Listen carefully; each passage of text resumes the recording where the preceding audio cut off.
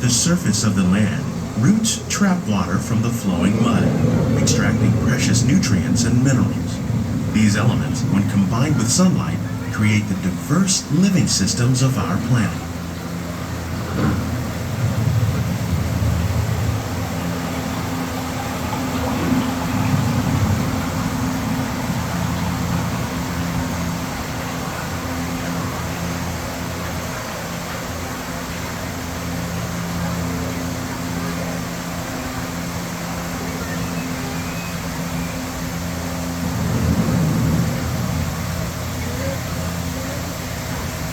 One of those living systems is the rainforest, home to the most amazing concentration of life on our planet. These dense and beautiful forests cover only a tiny portion of the Earth's surface, but they contain more than half of its plant and animal species. Rainforests are also extremely rich and productive living systems, providing us with oxygen, food, medicines, and other elements essential to our lives.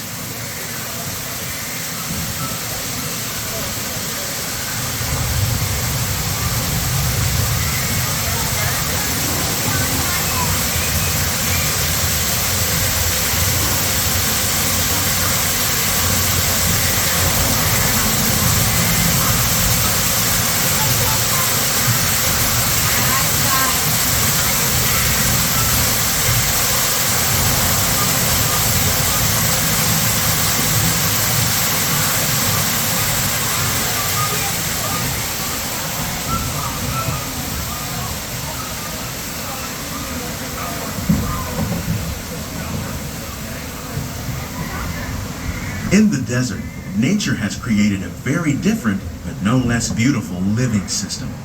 And while this arid landscape may seem lifeless, it is very much alive. The plants and animals that have learned to survive in these harsh conditions make use of what little water they can find and avoid the scorching rays of the relentless sun.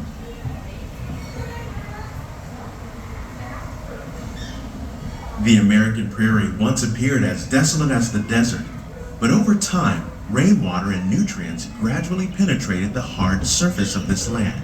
Even the hooves of the mighty buffalo helped create the rich soil that would one day become home to the American farm.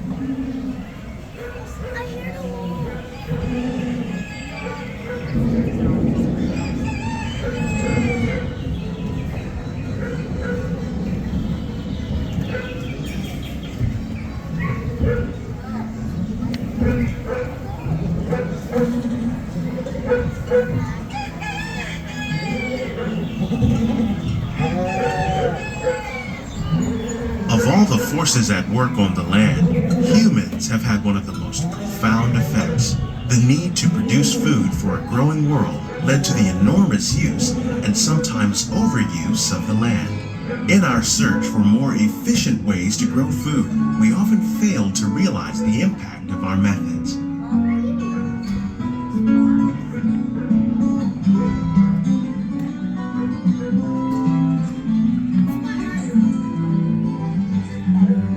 Today, we're learning to live with the land, discovering better ways to grow food that will assure both human and environmental well-being.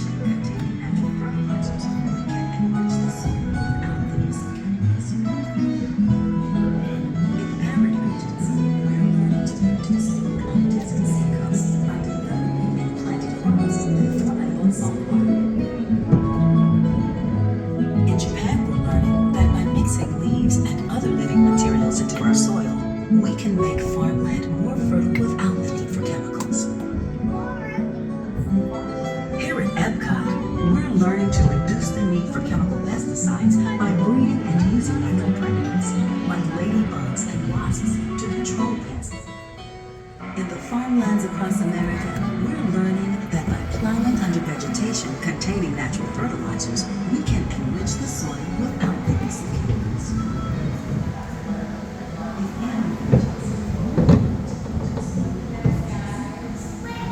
How will we meet tomorrow's growing needs for food production, yet still respect the needs of the land? Some of the answers are being discovered just ahead.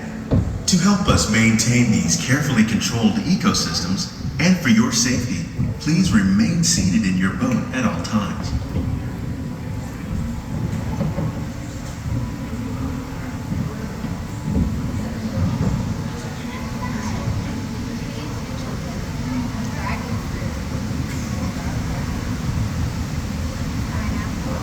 Welcome to our living laboratories, where scientists from EPCOT and the U.S. Department of Agriculture are exploring innovative ways to produce bountiful harvests now and into the future.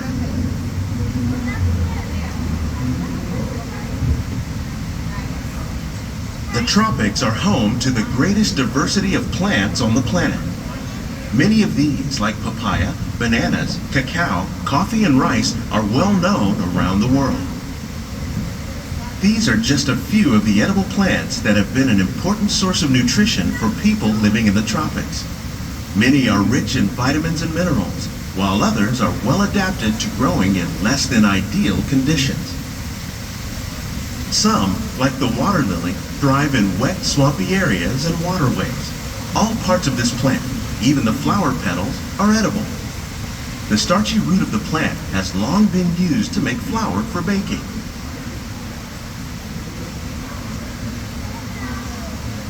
One day, many of these lesser-known tropical plants may be as important as the bananas growing on both sides of the boat.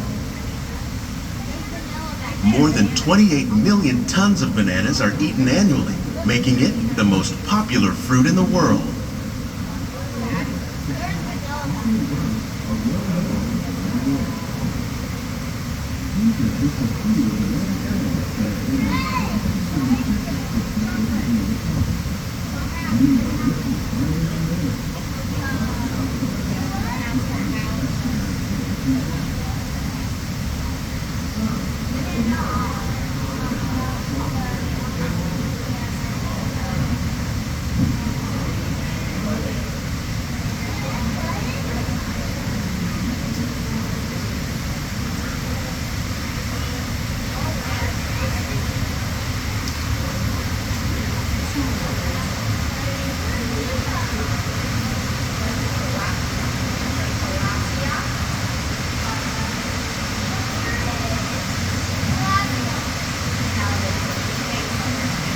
When we mention farming, you probably don't think of fish. But fish farming, or aquaculture, accounts for nearly half of all the seafood consumed globally. Tilapia, bass, and catfish, like the ones you see here, are three of the more popular crops raised by fish farmers. The sustainable system we're using here recycles the water in the tanks. As a result, we're able to save millions of gallons each year. Our small fish farm produces nearly 5,000 pounds of fish each year to serve in restaurants around Walt Disney World.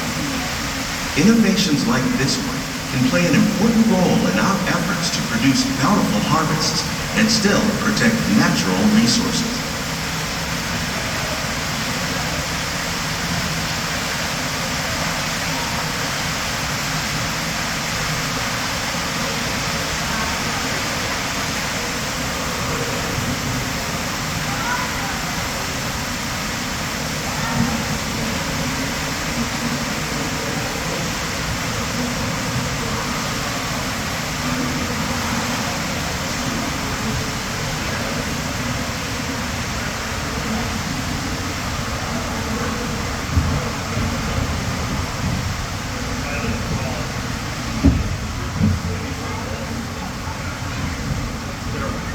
While there are more than 50,000 edible plant species in the world, most of us are only familiar with the handful that make up our everyday diet. The common grains growing here, wheat, maize, sorghum, and millet, plus rice, account for nearly 2/3 of our global food consumption. Learning how to increase yields of these staples is an important goal of research around the world.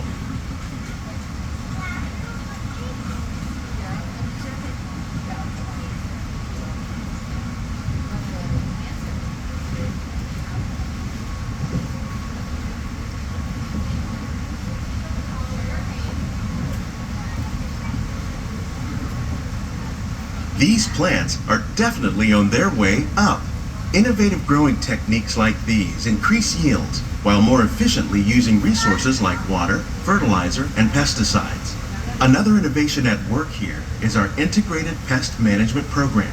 By populating our greenhouses with beneficial insects that prey on harmful pests, like aphids and flies, we are significantly reducing our reliance on conventional pesticides. We're growing these crops using our nutrient film system.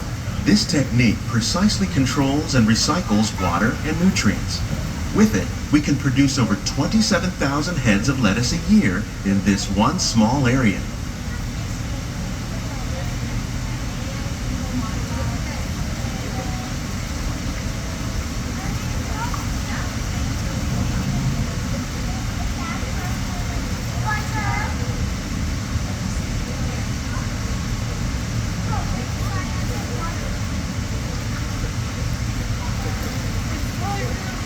Some of our best ideas have been inspired by nature, like these fruit and vegetable trees.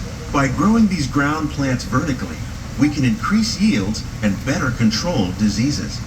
These crops taste as good as they look. In fact, we serve more than 15 tons of produce from our greenhouses in restaurants here at the land every year.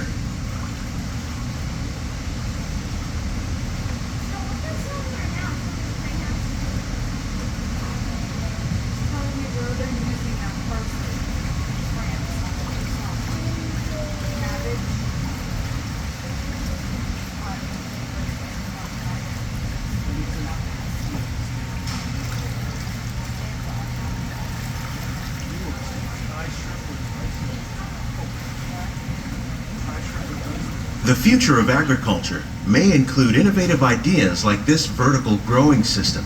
Plants grown in this way use a fraction of the space required by traditional growing methods. That saves water and increases production. The aquaponics system on your left combines hydroponics with aquaculture. The fish provide a natural source of fertilizer for the plants, and the plants help keep the water clean for the fish. It's another great way to produce more while using less. In our lab, EPCOT scientists are working with the U.S. Department of Agriculture on a number of innovative projects. The goal of these efforts is to produce higher yielding and better quality plants. On behalf of Walt Disney World, we hope you've enjoyed this unique journey through our Lemmings laboratory. If you'd like a closer look, then check out the behind-the-scenes walking tour. It's a chance for the whole family to get up close and personal.